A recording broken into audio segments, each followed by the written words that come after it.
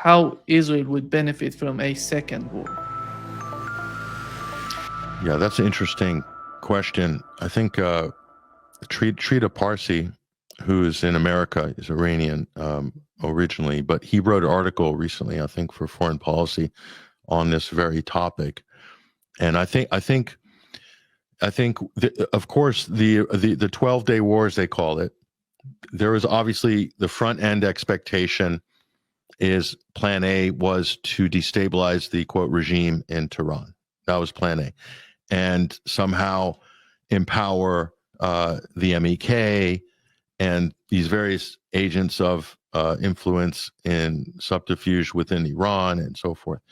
And they were dangling Pahlavi, his son, around Washington doing the media rounds. Kind of ridiculous.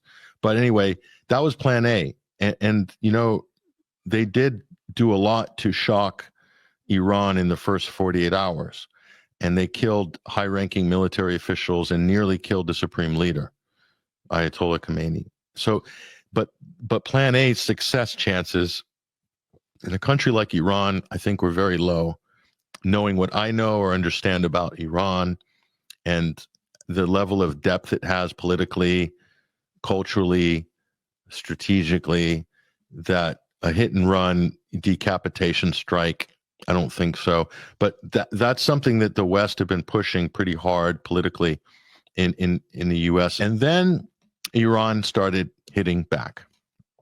And no amount of propaganda could change that story after about a week, when you started seeing images of Tel Aviv getting completely wrecked. And it got so bad in Israel that the Israeli government, the Netanyahu government, issued a couple of decrees. One was Israelis weren't allowed to leave. Had they been able to leave freely, probably you would have seen 500,000 people in Exodus over those 2 weeks. And so many institutions could potentially collapse as a result, including problems for the IDF. Okay, that was one of them. The other one was the Israelis clamped down on media coverage. No photographs of the damage of missiles, this kind of stuff. So this is real desperation. And Iran hitting all these military targets and institutions, I think it really hurt Israel to the point where Israel, I think, required the U.S. to bail them out.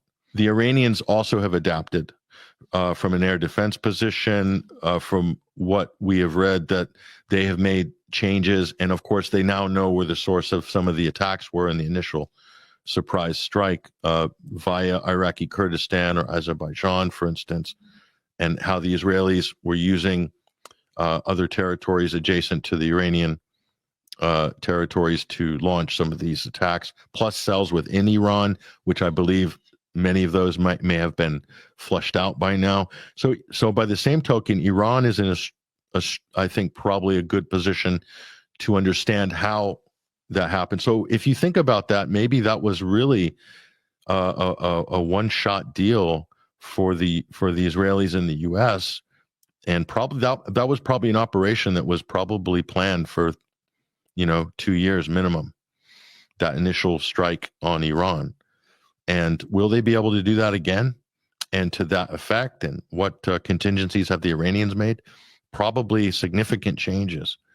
And so, and not only that, it galvanized the Iranian population in a way that nothing else could. And that's a huge difference. Because if it's about breaking the regime and breaking the will of the people and the political confidence in the country, the West and Israel failed miserably there. And so now they have to contend with a more cohesive and more solidarity in Iran.